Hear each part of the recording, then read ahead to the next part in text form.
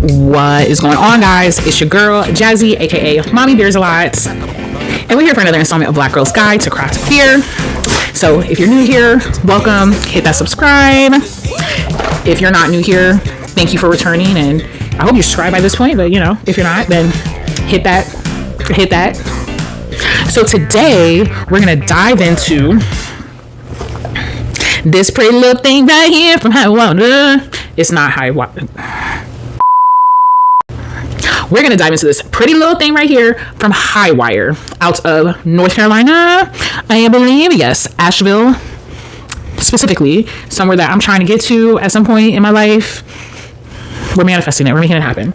But okay, Highwire, this is their Churro 10W40. It is a imperial stout brewed with chocolate, vanilla, lactose, and cinnamon. Okay, so for all my churro fans out there, dessert in a glass. I like churros. I like stout. So I felt like it would be, a good opportunity to go ahead and try it. So let's go ahead and just dive into this baby. Let's go ahead and crack this baby open.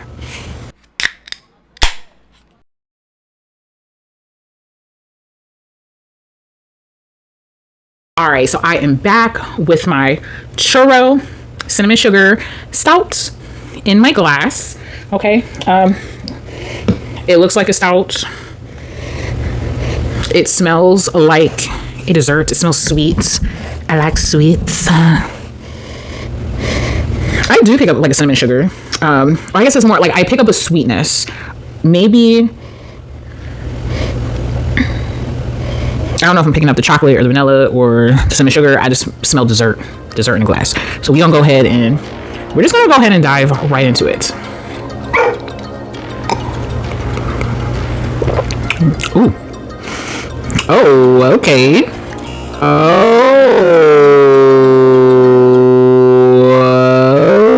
Okay.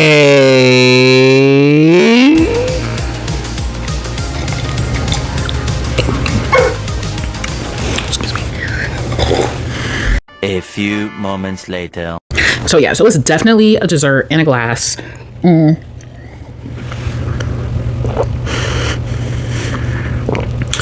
It's interesting. I mean, churro. Like when I first tasted it, my first thought was Napoleon ice cream. Why?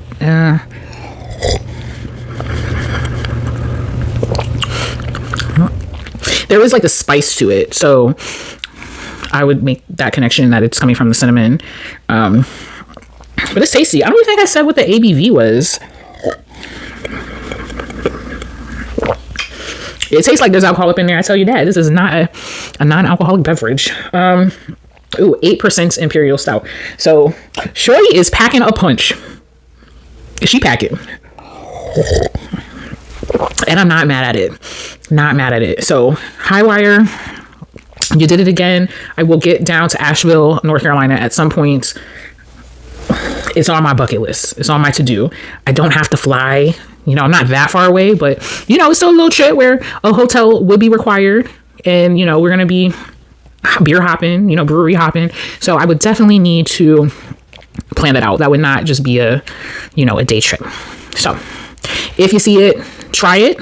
I'm for it. If you see anything Highwire, go ahead and try it. And if you want to, feel free. Go ahead and send your girl one. Send your girl a can or two. I ain't mad at you. So we're going to shift gears a little bit. Now, I kind of want to pose a question to you. Is it important to be a self-starter when you work for someone? When you are an employee, is it a good, trait or characteristic? Is it something good to have? Now, if you ask me, I think that it is an amazing quality to have. As a business owner, who would not want someone who is a self-starter? Who would not want someone who is self-sufficient and they're innovative and they're always looking on how to make things better with your company, and they don't need like direct supervision? They kind of just like, they run with it, they sit, they think. Really, I think the biggest thing about being a self-starter is like seeing different issues in an organization and problem solving, figuring out, how can we make this better? How can we solve these problems? Now, I guess really where I'm leading to, for someone who is a small business owner and they're trying to get their business off the ground, but they are working as a full-time employee for someone else, like, is being a self-starter in the current role that you're in, working full-time for someone else, being a full-time self-starter, is it, I guess, sustainable?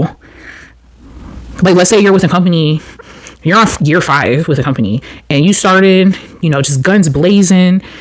You're always like trying to think, like, how can I make the process better? How can I make, different processes better in the company? How can I do this? How can I do that? You were looking for the opportunities. How do you keep that energy? How do you keep that momentum? Because at a certain point, I would imagine there's some type of fatigue that happens, especially when there's a lot of other things going on. You're not just a full-time employee for someone, but you're also you run a household, you're a parent, you're a spouse, you're a friend, you might have your own small business, you might have a side hustle. And I think at a certain point, when we have all these competing priorities, I don't understand how you can continue to have that momentum of being a self-starter for your full-time employer. Is it possible? Especially when you're trying to build your own business from the ground up. You need that extra oomph, if you will, that extra energy to pour into what you're trying to create. I mean, at the end of the day, I don't know, does working for someone else ultimately set you up for financial success? And I think everyone's definition of financial success is different. Everyone's definition is different. So let me just clarify real quick. I'm not saying like, oh, can you become rich off of working for someone else? I mean, really being successful is kind of in the eyes of the beholder. If you have a certain goal and you're doing the necessary things you need to do to get to that goal and maintain that goal, I would consider you successful. So if you said, I don't know, I'm going to lose 100 pounds. You lost it, you did what you had to do to lose it, and you kept it off for 5 years. I would consider you to be successful in that, in that realm. So I guess like my idea is, how are you thriving in your own business when you're giving all that energy, the energy to another company? Can you really start a business and really build your business and thrive when you're working 40 hours a week for someone else? And not only working for them, I'm not saying like, you go in, clock in, do your job, clock out, go home. That's one thing. It's a whole nother thing to be a self-starter, to constantly just pouring creative ideas and problem solving and trying to make things better. Like, it just, I don't know how you do that for 5 years. But if y'all have any suggestions or tips, are you in that predicament? Are you a small business owner trying to, maybe you've had a business for years, or maybe you're brand new, yet you're still working, that full-time grind, like, with someone else. How do you do it? Because I don't want to say it's impossible. There's people out here doing it. But, as I get older, I realize, like, I don't know, there was a time where I was like, I'll sleep when I'm dead. I don't need sleep, turn up. And now it's like, bro, I'm going to die if I don't sleep. I need sleep. So, I don't have that same energy as I did when I was 20. I wish I really utilized that time when I was 20, staying up until, like 3 o'clock in the morning. I wish I used that wisely, because now you're not getting that out of me. I'm in bed by 9. So I don't know, y'all, but if you have any suggestions, definitely feel free to share. I'm sure there's other people out there who are feeling that same type of struggle. Let me know.